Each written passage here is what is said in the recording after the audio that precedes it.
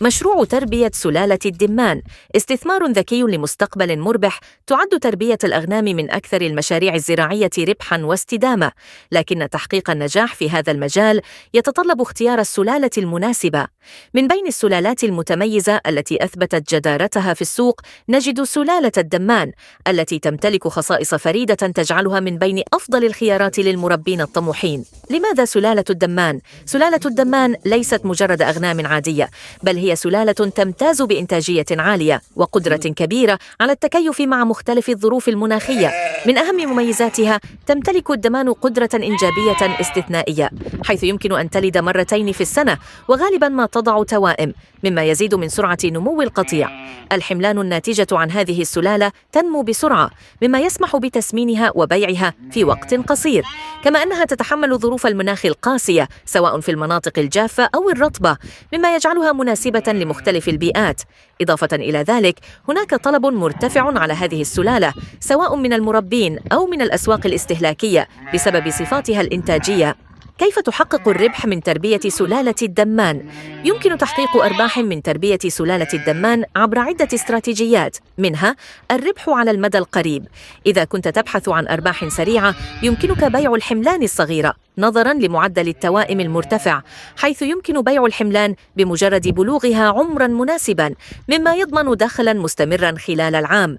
كما يمكنك تسمين الحملان وإعادة بيعها بأسعار مرتفعة، كما أن استهداف مواسم الطلب المرتفع مثل الأعياد والمناسبات يضمن لك تحقيق أرباح أكبر. الربح على المدى البعيد: إذا كنت تفكر في بناء مشروع مستدام، فإن تربية سلالة الدمان توفر لك الفرصة للنمو والتوسع من خلال بناء قطيع قوي ومحسن، حيث أن الاحتفاظ بالإناث ذات الجودة العالية يزيد من إنتاجية القطيع ويحسن صفاته الوراثية، مما يعزز قيمته السوقية. كما يمكنك بيع السلالات المحسنة بأسعار متميزة بعد بناء سمعة جيدة في السوق، خاصة للمربين الباحثين عن سلالة ذات جودة عالية. ويمكنك الاستفادة من التربية المكثفة من خلال تحسين أساليب التغذية والرعاية البيطرية، مما يزيد نسبة الولادات ويقلل من معدلات النفوق ويعزز أرباحك على المدى الطويل. هل يمكن الربح من الحليب ومشتقاته؟ على عكس بعض السلالات الأخرى، لا تعتبر سلالة الدمان خياراً مثالياً للربح من الحليب ومشتقاته. صحيح أن النعاج تنتج كمية من الحليب تكفي لتغذية الحملان، لكن الكمية ليست كبيرة بما يكفي لتكون مصدر دخل رئيسي. لذلك من الأفضل التركيز على الإنتاج الحيواني واللحوم كمصدر أساسي للربح. شكراً لك زميلتي مروى على المعلومات والتوضيح، وأيضاً لا ننسى أن نذكر نصائح مهمة جداً لضمان نجاح مشروع تربية الدمان.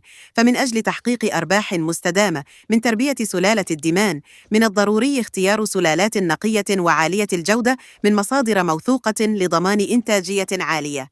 كما يجب الاهتمام بالتغذية الجيدة، حيث أن العلف المتوازن ينعكس مباشرة على سرعة النمو وصحة القطيع.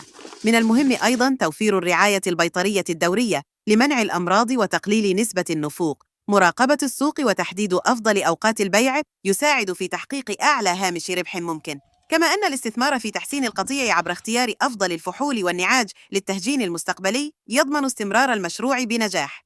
ختاماً، مشروع تربية سلالة الدمان ليس مجرد تجارة مؤقتة، بل هو استثمار حقيقي يمكن أن يحقق لك أرباحاً كبيرة إذا تمت إدارته بشكل صحيح.